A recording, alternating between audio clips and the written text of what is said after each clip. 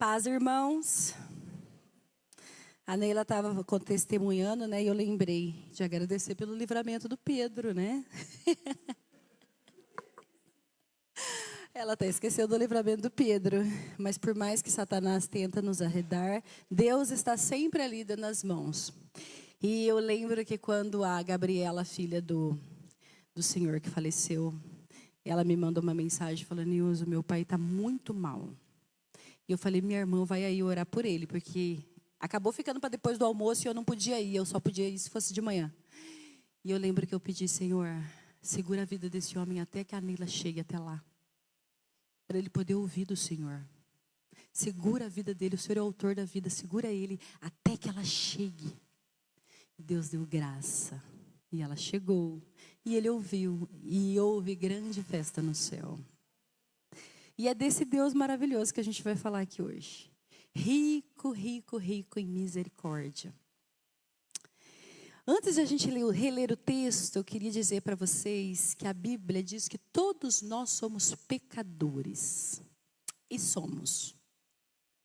A diferença dos ímpios, daqueles que não conhecem Jesus, para os filhos de Deus, é uma só. Os ímpios, eles são pecadores, mas eles não sabem que são. Eles pecam, mas não sabem que pecam. Eles não sabem que isso entristece a Deus.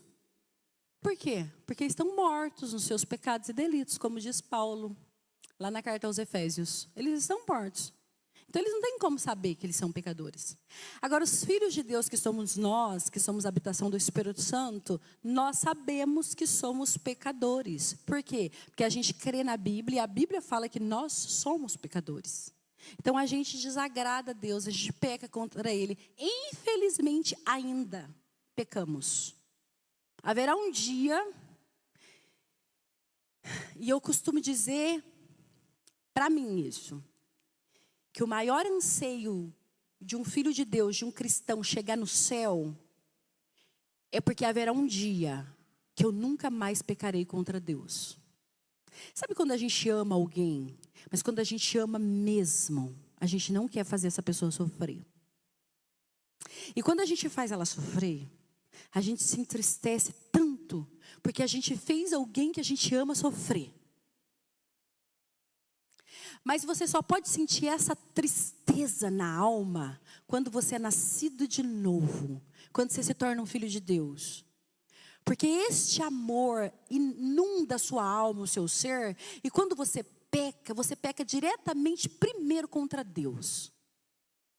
O pecado, ele atinge as pessoas que estão à nossa volta. Mas a primeira pessoa que é atingida quando eu peco é o meu Deus. A primeira. Davi fala: somente contra ti pequei. E ele sabia que ele pecava contra as outras pessoas. Mas ele quer dizer: o Senhor é o primeiro a ser atingido com o meu pecado. Agora imagina se você ama muito uma pessoa a ponto de fazer ela sofrer por causa do seu pecado, por causa do meu pecado. Então isso deve invadir o nosso coração de tristeza. Porque se eu pecar e isso não me entristecer, eu preciso acender uma luz vermelha bem grande em cima da minha cabeça e pensar: opa, eu estou patinando nesse pecado. Isso não está entristecendo o meu coração. Tem alguma coisa de errado comigo. Isso diferencia nós dos ímpios. Porque os ímpios não sabem que eles estão pecando. Eles precisam que os olhos deles sejam abertos para que saibam. Mas a pergunta do Espírito Santo para nós hoje é a seguinte: de que lado nós estamos? De que lado você está? Dos acusados ou dos acusadores? Porque todos são pecadores. Tanto aquele que acusa, quanto aquele que é acusado. Sabe quando a gente vem e aponta o dedo para um irmão ou para qualquer pessoa porque ele está cometendo um pecado? Quando a gente faz isso, a gente está acusando alguém. E o papel de acusador, sabe de quem que é? Satanás. Satanás, a Bíblia chama ele de o acusador. Mas quando a gente está sendo acusado de alguma coisa que a gente está fazendo, e às vezes é verdade, às vezes não é uma fofoca, não é uma mentira, não é uma falsidade, é verdade. E eu não estou falando que aquele que está acusando está certo, da maneira que ele está fazendo. Mas às vezes o acusado realmente está patinando de um pecado ou está pecando contra Deus. Todos estão dentro do mesmo pacote. O grande lance aqui é que todos estão dentro do mesmo barco e esse barco está afundando. Mas Jesus veio, por que Jesus veio?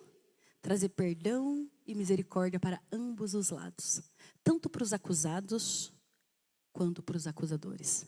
Todos, todos, todos, todos. É igual a Fabi acabou de falar aqui, ó.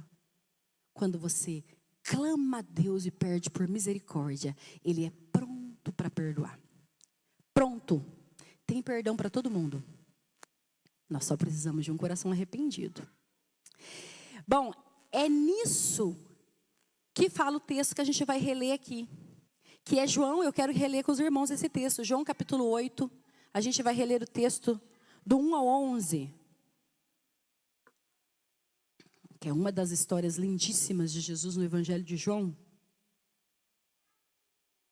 Ele começa dizendo, eu tô na versão NVI, diz assim: Jesus, porém, foi para o Monte das Oliveiras, e ao amanhecer ele apareceu novamente no templo, onde todo o povo se reuniu ao seu redor. E ele se assentou para ensiná-lo. Os mestres da lei e os fariseus trouxeram-lhe uma mulher surpreendida em adultério, fizeram-na ficar em pé diante de todos e disseram a Jesus: Mestre, esta mulher foi surpreendida em ato de adultério. Na lei, Moisés nos ordena apedrejar tais mulheres. E o Senhor, o que diz? Eles estavam usando essa pergunta como armadilha, a fim de terem uma base para acusá-lo. Mas Jesus inclinou-se e começou a escrever no chão com o dedo. Visto que continuavam a interrogá-lo, ele se levantou e lhes disse: Se algum de vocês estiver sem pecado, seja o primeiro a tirar pedra nela. Inclinou-se novamente e continuou escrevendo no chão. Os que ouviram foram saindo um de cada vez, começando pelos mais velhos. Jesus ficou só com a mulher em pé diante dele. Então Jesus pôs-se em pé e perguntou-lhe: Mulher, onde estão eles? Ninguém a condenou? Ninguém, Senhor, disse ela. Declarou Jesus: Eu também não a condeno. Agora vá e abandone a sua vida de pecado. Que texto. Isso aqui está inserido no contexto onde os chefes dos sacerdotes, se você dá uma lida ali no capítulo 7, você vai ver que os chefes dos sacerdotes fariseus enviaram guardas para prender Jesus. Por quê? Porque Jesus estava realizando muitas maravilhas e por inveja, eles queriam matá-lo de qualquer jeito. Acontece que depois que os próprios guardas viram também as maravilhas de Jesus, voltaram sem pôr a mão nele, sem prendê-lo. E os guardas ficaram irados com eles. Porque deram uma ordem, vai prendê-lo. Eles viram tudo que Jesus estava falando, como ele falava. Temeram e voltaram de mãos vazias. Assim, quando eles chegaram, os fariseus questionaram: Não trouxeram, cadê o homem? E os guardas respondem assim, ó: Ninguém jamais falou da maneira que esse homem fala. Olha que interessante. Os guardas olharam Jesus falando e falando, temeram. Provérbios vai dizer que o início da sabedoria é temor a Deus. Os guardas olham tudo que ele faz, a forma que ele fala, e temeram. Como vamos prendê-lo? Ninguém falou assim. Nunca vimos alguém com tal autoridade. Temor. Voltaram. Relataram. Não trouxeram o homem? Ninguém jamais falou assim. Como é que a gente ia colocar as mãos nele? Olha que interessante. Os guardas viam o que os fariseus e os mestres da lei não conseguiam enxergar. Eles eram os bons de Bíblia da época. Eles eram os religiosos, os caras da lei. Eles não conseguiam ver isso. E os guardas viram. Olha lá no capítulo 7, o verso 47 ou 42, ou 52, diz assim. Olha que interessante. Agora eles estão respondendo aos guardas. Será que vocês também foram enganados? Perguntaram os fariseus. Por acaso alguém das autoridades ou dos fariseus creu nele? Não, mas essa ralé que nada entende da lei é maldita. Nicodemos, um deles que antes tinha procurado Jesus, perguntou-lhe: a nossa lei condena alguém sem primeiro ouvi-lo para saber o que ele está fazendo? 52. Eles responderam: você também é da Galileia?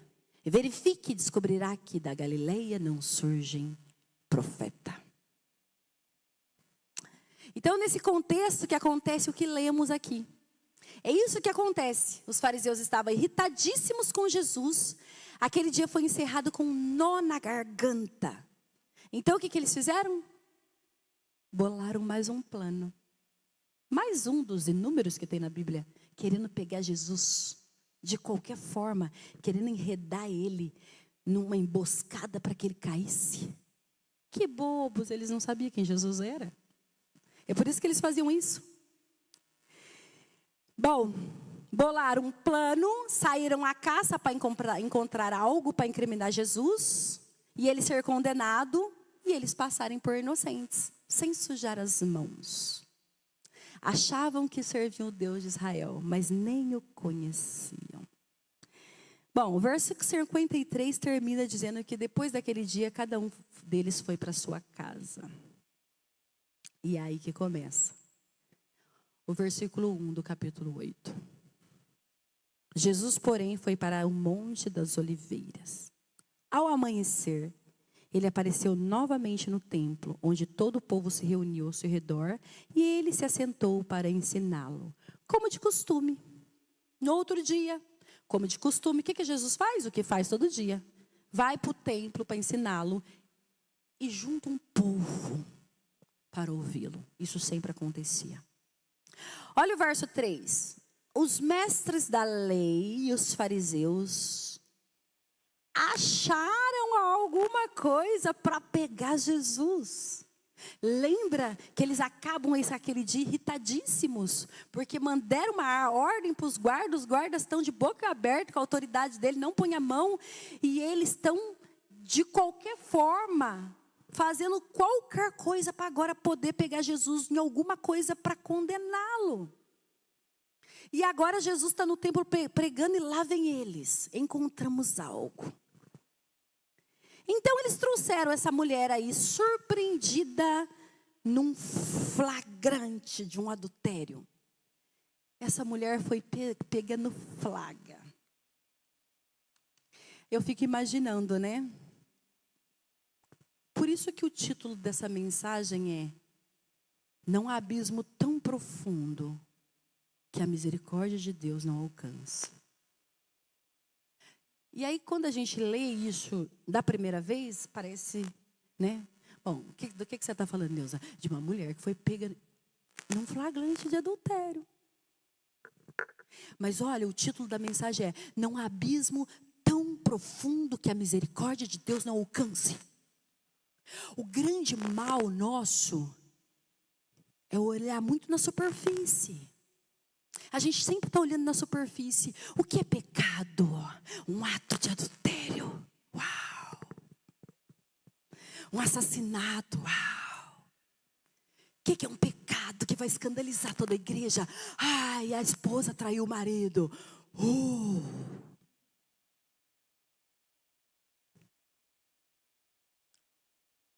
Qual é o pecado que está tão enraizado aqui que está parecendo normalidade? É o que os fariseus e os mestres da lei estão fazendo. Mas está tão enraizado, tão enraizado, tão enraizado esse pecado, que se tornou normal. Bom, então eu vejo uma mulher traindo o marido dela, ela foi pega no flagra, e aquilo é um escândalo em Israel, e eu sou muito santo, e agora eu preciso fazer justiça, porque eu flagrei um pecado num ato de adultério. E agora eles estão lá, querendo o quê? Cumprir a lei de Deus, porque uma mulher foi pega num pecado flagrante. Por quê? Porque um pecado de adultério, eu posso adulterar, como Jesus diz, lá no íntimo do meu coração. Mas isso ninguém viu, né? Mas quando aquilo acontece aos olhos de todo mundo vê. Então fica uma coisa muito séria. Mas aquilo que está lá na minha mente, no meu coração, aí não é tão sério assim. Porque ninguém viu. E é isso que está acontecendo aqui. Só que a misericórdia de Deus, ela vai no abismo mais profundo. E Ele veio aqui hoje não só resgatar essa mulher, mas resgatar mestres da lei e fariseus, que estavam num pecado tão incrustado e muito pior do que aquela mulher. Eles queriam armar uma emboscada para Jesus, mas não sabiam e não podiam premeditar que eles estavam armando arapuca para eles mesmos. Mas isso eles não podiam premeditar. Sabe por que não premeditaram? Porque nunca conheceram Jesus, não sabiam quem Ele é. Se soubessem, jamais tentariam pegar Ele em alguma coisa. Porque se eles soubessem que Jesus é o Deus Todo-Poderoso, que conhece mentes e corações, eles jamais teriam saído atrás de algo para pegar Ele, para condenar Ele. Ah, bobinhos, tolos, você pó. Você quer enganar o Deus Criador de toda a terra? Quem é que pode?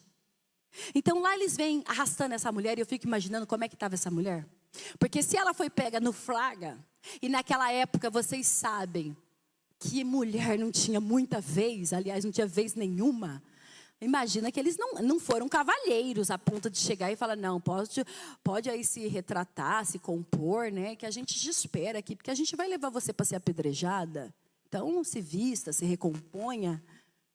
É claro que não.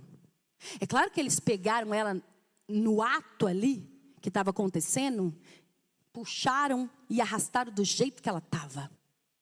Tudo descabelada, talvez seminua, mas eu imagino que estava assim. Porque se ela foi pega no ato do crime. E agora eu fico imaginando aquela mulher sendo arrastada para aqueles homens brutos, estúpidos, mas santos, porque estão querendo cumprir a lei de Deus. Então eles chegam com essa mulher. Para quê? Eles não estão atrás de fazer justiça. Tudo que eles querem é pegar Jesus no contrapé. Olha só. Olha os versos 4 e 5. Então, os mestres da lei e fariseus trouxeram-lhe uma mulher surpreendida em adultério, fizeram-na ficar em pé diante de todos. Foram até Jesus no templo. 4.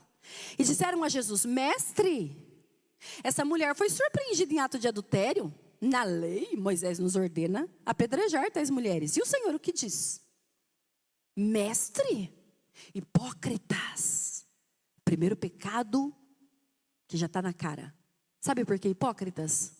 Porque se eles reconhecessem Jesus como mestre, eles não estavam querendo fazer o que tinha a intenção do coração deles. Eles eram hipócritas.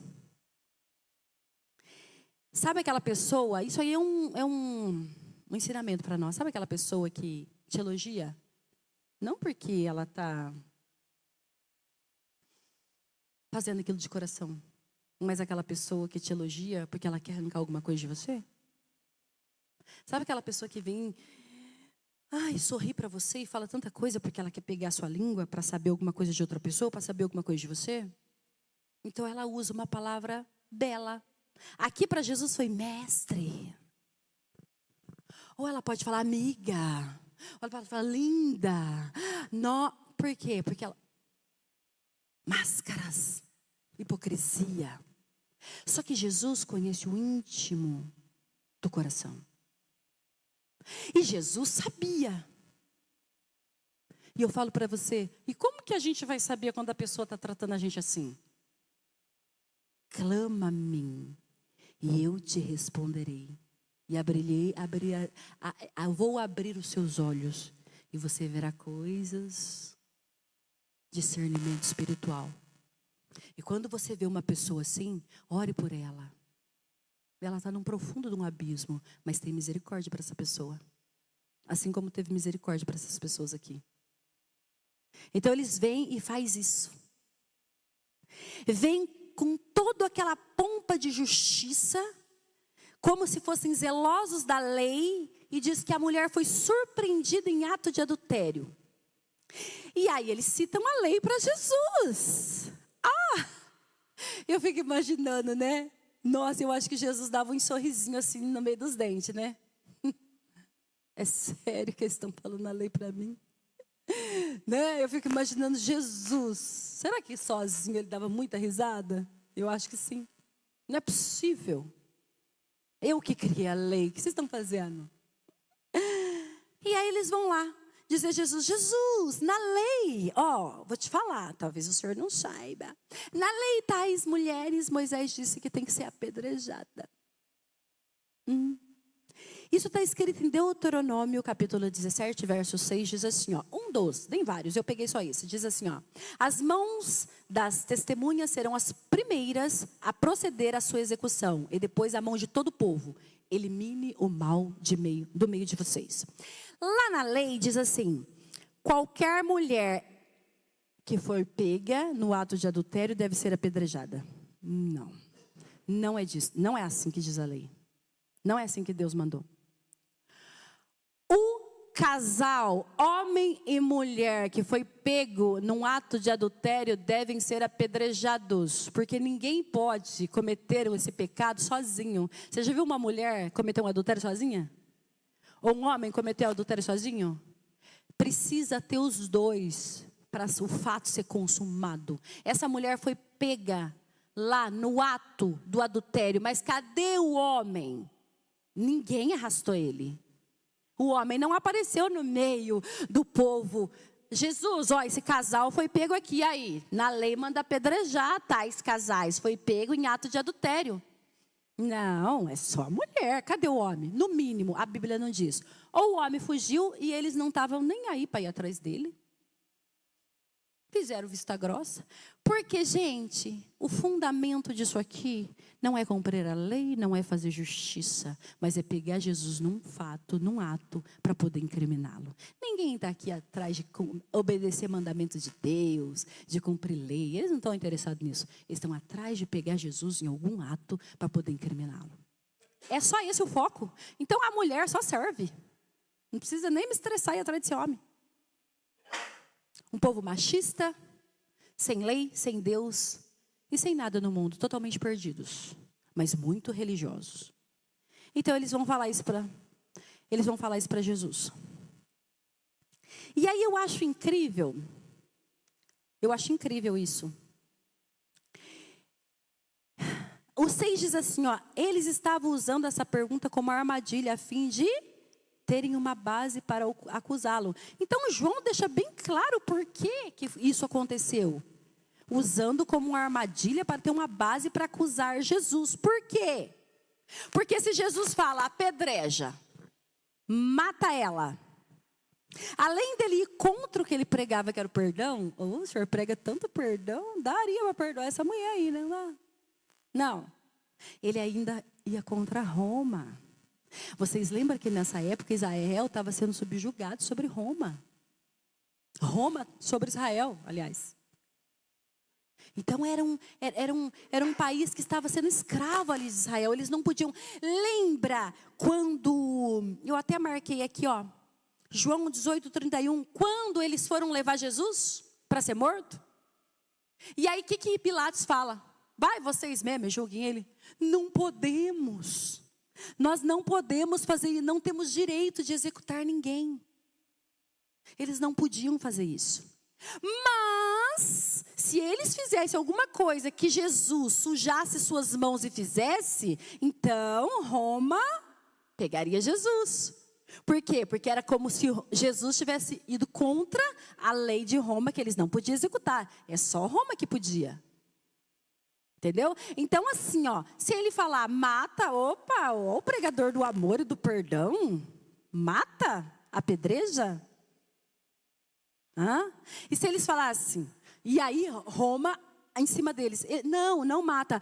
Nossa, ele está indo contra a lei de Deus, contra a lei de Moisés. Então eles bolaram algo para Jesus não ter saída, para encurralar ele, como se ele não tivesse uma escapatória. Eu não posso nem confirmar, eu não posso nem ir contra. Porque se eu for contra, eu estou indo contra a lei de Deus. Se eu vou a favor, eu estou indo contra aquilo que eu estou pregando e contra Roma. Estou encurralado. Ai, que cara esperto demais. Célebres.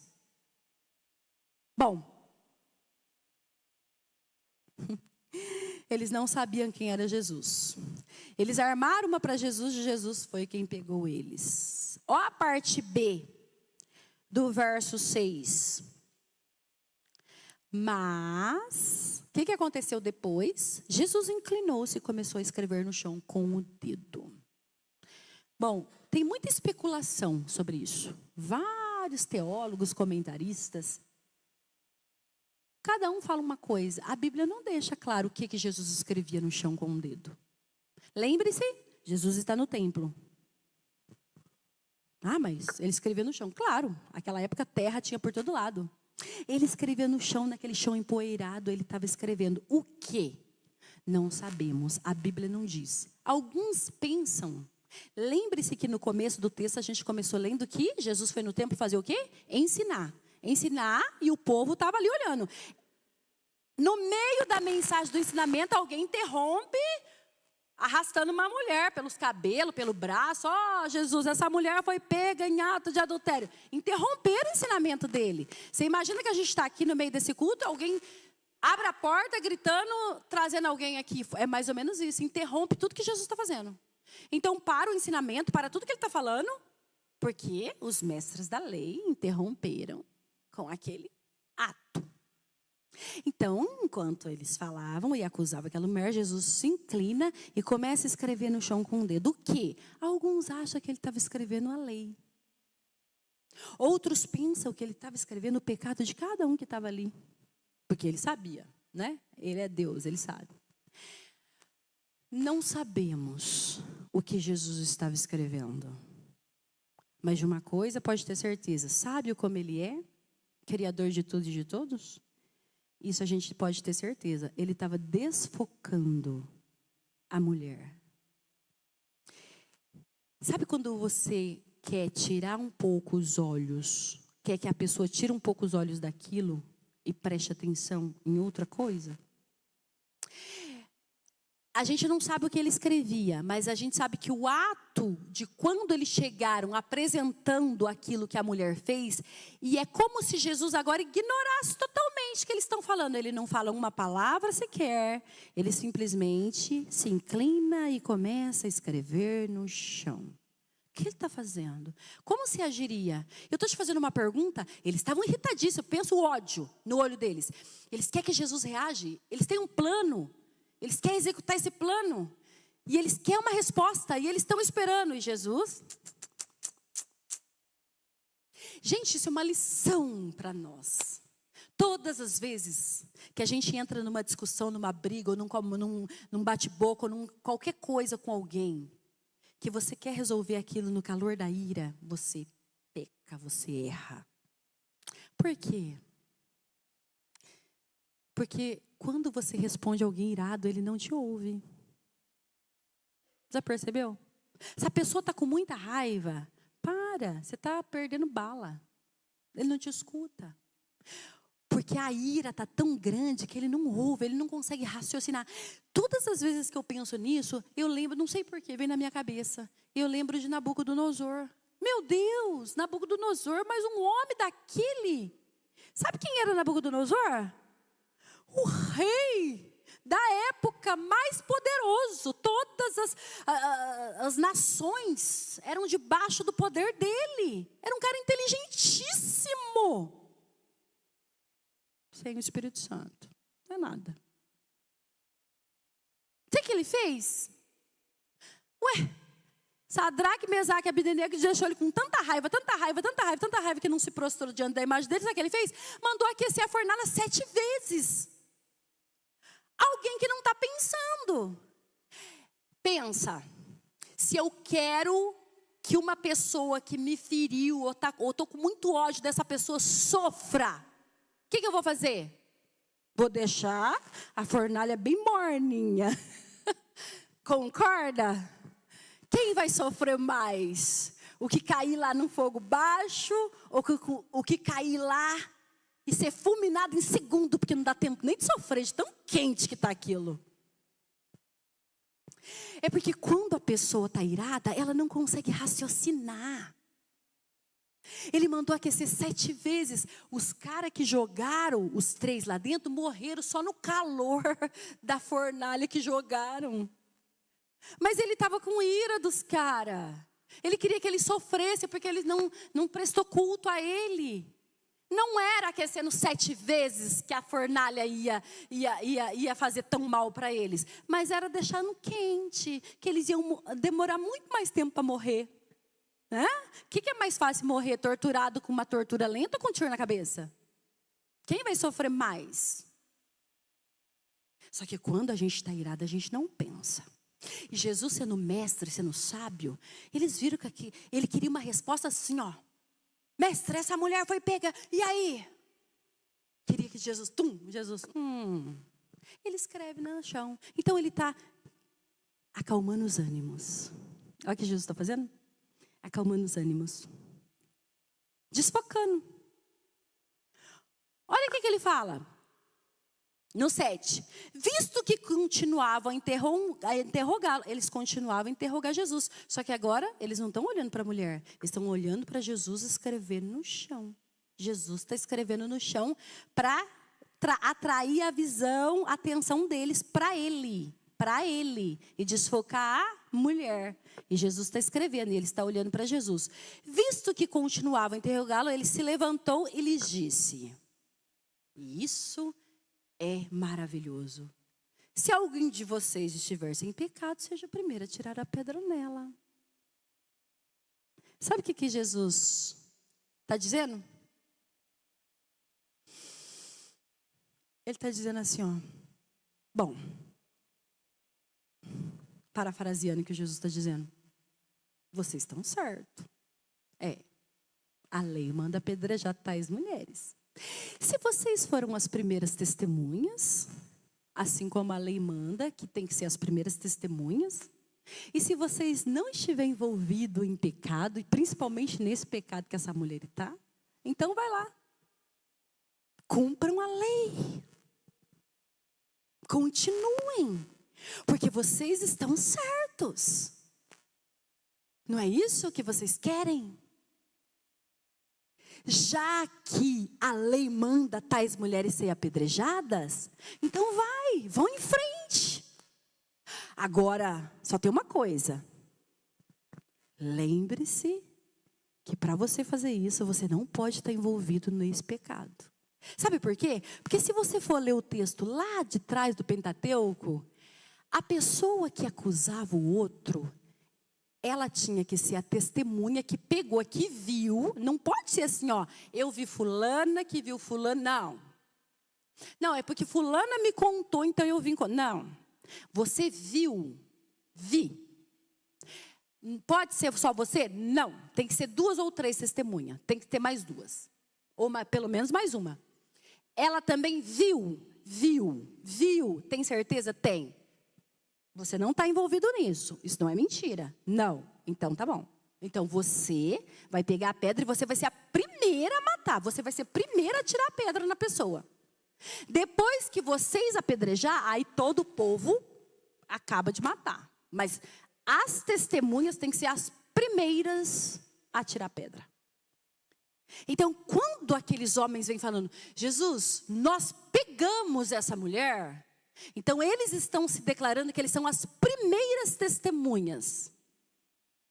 E a lei diz que as primeiras testemunhas é que precisam atirar a pedra. Lembre-se que tem um povo ali, tudo presenciando essa cena. Jesus não está sozinho com eles. Eles chegaram e interromperam o culto. Então, Jesus está falando, olha aqui. Vocês são santos. É como se Jesus estivesse falando, vocês são santos demais, cumpram a lei. Atirem pedra nela. Só que prestem bem atenção no que vocês estão fazendo. Vocês não podem estar envolvidos nesse pecado. E aí, como Jesus conhecia a mente de todos ali,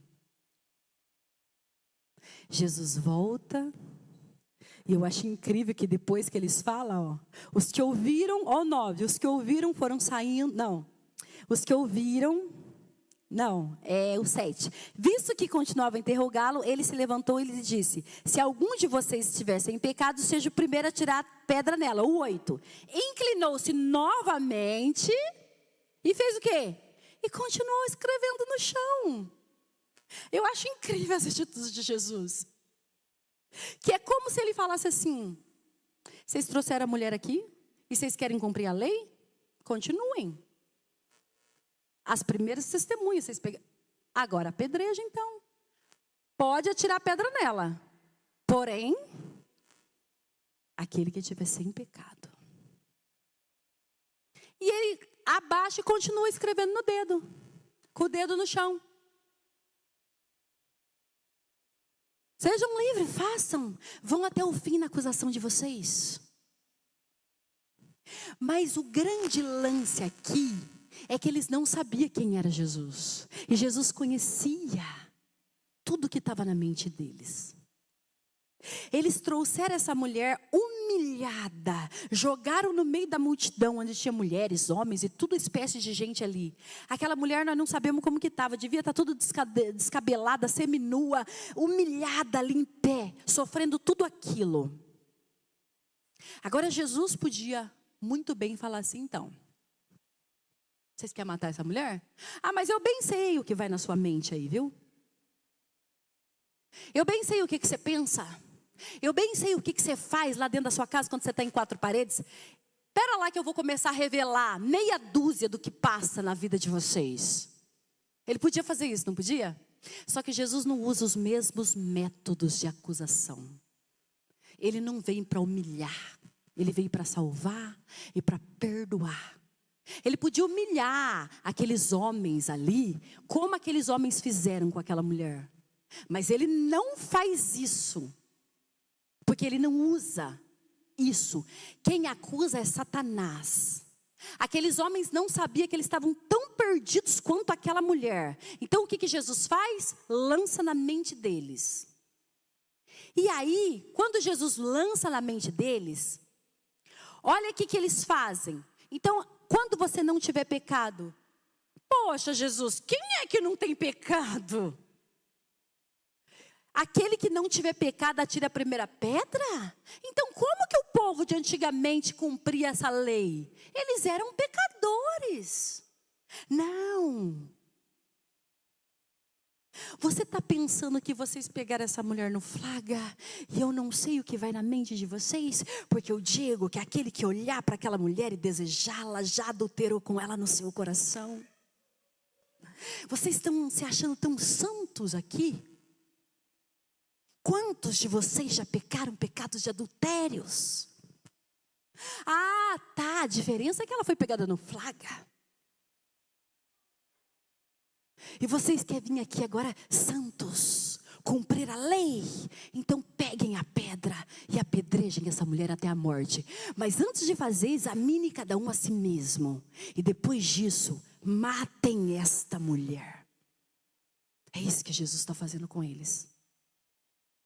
Olha que interessante. Eles ouviram, saíram e começaram pelos mais velhos. Por que pelos mais velhos? Naquela época, a figura do mais velho dava muito exemplo aos mais novos. Enquanto os mais velhos saíam, os mais novos seguiam atrás. Por que eles estavam fazendo isso? Olha o versículo...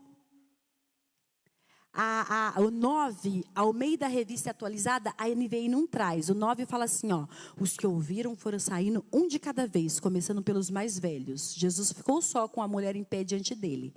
Olha, a Almeida diz assim, ó: mas ouvindo eles esta resposta, e acusados pela própria consciência, foram se retirando um por um, a começar pelos mais velhos até os últimos, ficando só Jesus e a mulher onde estava. Então quer dizer que eles foram saindo. Quem os acusou? Jesus? A própria consciência. Não foi Jesus, porque Jesus não veio para acusar. A própria própria consciência deles o acusaram.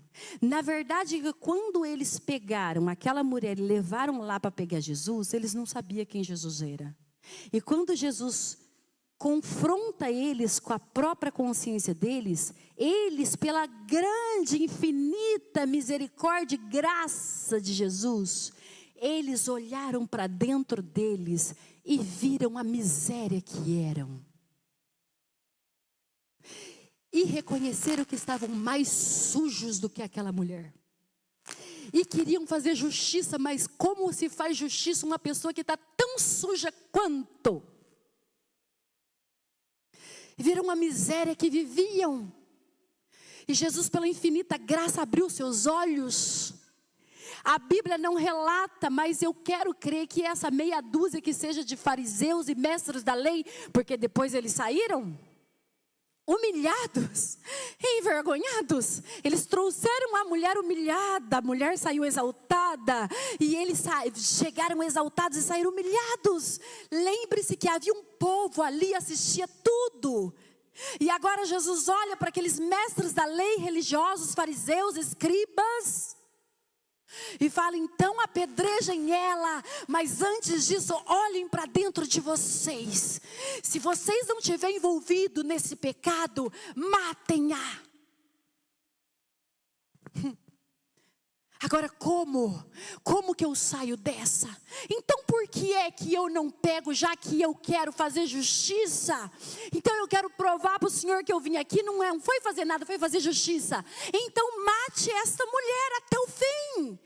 Continuem o que vocês começaram, porque não foi Jesus que impediu essa mulher de ser morta. Eles não a mataram por causa da sua própria consciência. Foi a consciência aberta que não deixou eles apedrejar aquela mulher. Foi a misericórdia de Deus que abriu os olhos deles. E eles saíram envergonhados dali, porque os outros mestres da lei, fariseus, estavam lá. Presenciaram, mas aqueles que estavam ali fazendo isso, teve misericórdia para eles. Eles acharam que ia jogar aquela mulher na lama, que ela ia ser morta. E eles foram cheios da misericórdia de Deus, chegaram ali para fazer justiça com as próprias mãos, e saíram dali, salvos pela graça e pela misericórdia de Jesus. Eles não sabiam que iam ser surpreendidos pelos próprios pecados aquele dia. E Jesus teve pena daquela mulher, sim, a gente vai ver no final do texto. Mas Jesus se compadeceu.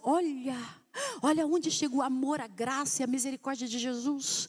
Eles foram para pegar Jesus, para fazer mal para Ele. Lembra que eu falei no começo do culto? Toda vez que a gente peca, o primeiro que é atingido é o nosso Deus. O primeiro que é atingido é o coração dele. Ele fica triste. Jesus sabia de tudo. Você acha que Jesus foi naquele templo, aquele dia, sem saber o que ia acontecer durante o dia? Ele sabia de tudo, ele era Deus. Ele sabia que eles viriam com mais uma emboscada, mas ele os amou mesmo assim. Se ele não tivesse os amado, ele podia ter desmascarado ele, podia ter feito de outra forma, mas ele fez com tudo para que eles olhassem para dentro deles e vissem a miséria que eles viviam.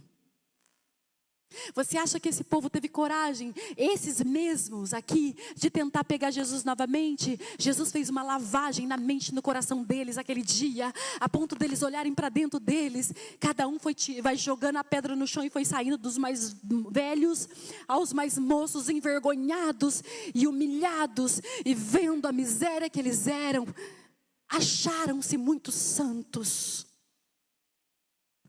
Mas estavam tão perdidos quanto aquela mulher. Achavam que cumpriam a lei. E isso é uma verdade intensa para nós hoje. Uma aplicação para nós. Quantas vezes nós fazemos isso? Nós gostamos de olhar muito para o outro. Ai, mas o outro está pecando. Mas o outro errou. Mas aquela irmã, aquele irmão, e paro de olhar para a miséria que está dentro de mim. porque me acho mais crente do que os outros, mais santo do que os outros. Ai, mas que aquele está patinando naquele pecado, e Jesus está falando: olhe para dentro de você e veja, ele está patinando naquele pecado, tenha compaixão dele da mesma forma que eu estou tendo compaixão de você. Da mesma forma que eu estou te abrindo os olhos para que você olhe para dentro da sua miséria. E veja que se você não estiver comigo, e com a minha graça, e com a minha misericórdia, não tem vida para você. E olha só, depois disso, que eles saíram envergonhados. Eu fico imaginando esses fariseus, esses mestres da lei, depois desse dia, eu fiquei imaginando, pensando, fazendo essa mensagem, pensando: meu Deus, como que eles apareceram depois lá no Sinédrio, nas reuniões?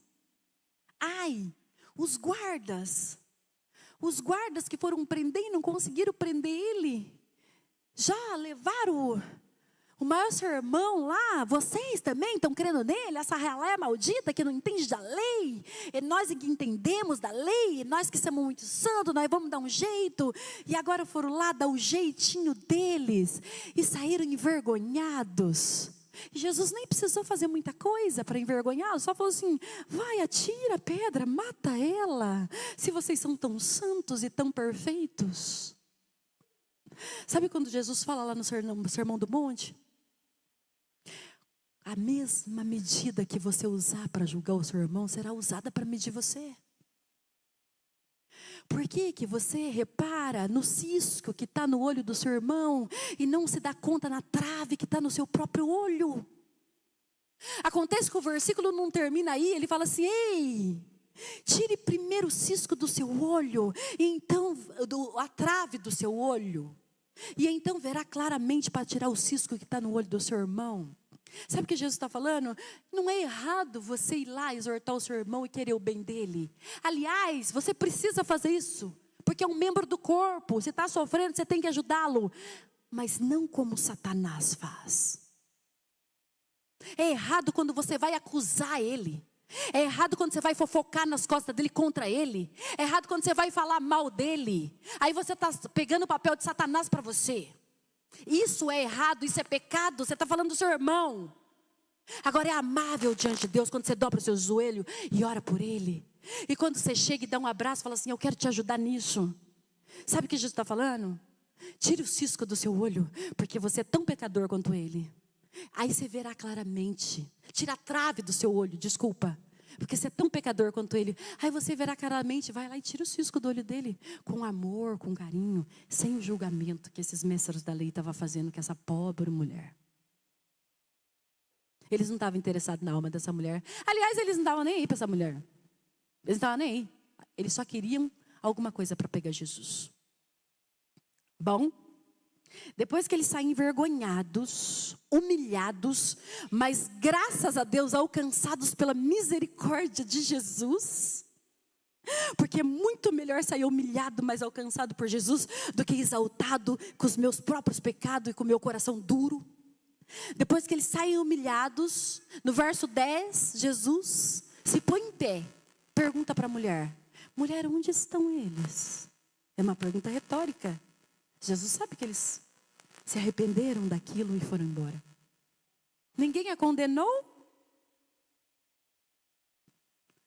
A mulher responde: ninguém, Senhor. Tem Jesus olha para essa mulher e fala: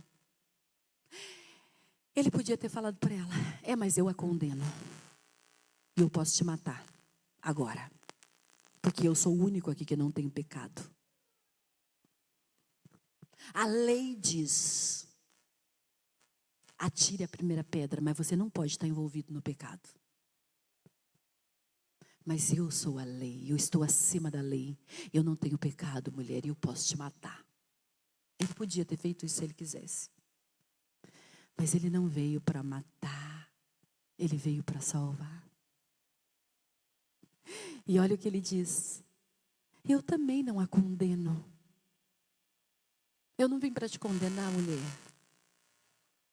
Eu vim para te salvar. E eu sabia que hoje haveria salvação para você. Não só para você, mas para todos aqueles seus acusadores. Eu vim para salvar todos eles. E olha que interessante. O que Jesus diz para a mulher? Vá e viva a sua vida feliz do jeito que você quer? Não. Jesus foi e falou para a mulher: vá, mulher, e abandone a sua vida de pecado. Jesus exortou ela no final. Jesus não passou panos quentes e falou: tudo bem, mulher, exageraram também, né? Eles não precisavam ter feito isso. Não, em nenhum momento. Jesus compactou com o pecado dessa mulher. Ele falou: mulher, eu não vim para te matar, não. Nem para te condenar. Eu vim para te salvar. Agora vá e abandone a sua vida de pecado. Aquela mulher nunca mais ia ser pecadora? Claro que ia, como nós somos, eu e você. Mas a diferença do ímpio para o filho de Deus é que o ímpio peca sem saber. É o que essa mulher fazia. Mas os filhos de Deus, quando eles pecam acidentalmente, infelizmente, um dia a gente não vai mais pecar, um dia não estaremos mais na presença do pecado. Mas eu já e ainda não, né? Infelizmente ainda pecamos porque estamos na presença do pecado. Nós nos arrependemos, nos entristecemos e abandonamos. O que Jesus está falando é assim: você pode, não é que você pode, você ainda vai pecar, mas você não pode viver na prática do pecado. Mulher, vá, abandone a sua vida de pecado, porque hoje teve salvação para você. E Jesus fala para nós: vai. E aquilo que está te afligindo, abandone aquilo. Hoje é o dia. Hoje é o dia de abandonar aquilo que está massacrando todos os dias. E aí, se você continuar o verso, eu só vou ler o verso 12, só para vocês verem que não termina aí a história. No verso 12, toda essa cena se encerra. Os acusadores já foram embora, arrependidos pela sua própria consciência, acusados por ela e graças a Deus arrependidos pela misericórdia de Deus. E que mais? A mulher foi embora, salva por Jesus. E o que acontece no verso 12? Falando novamente ao povo. Lembra que quando começa a história é interrompido o ensino de Jesus?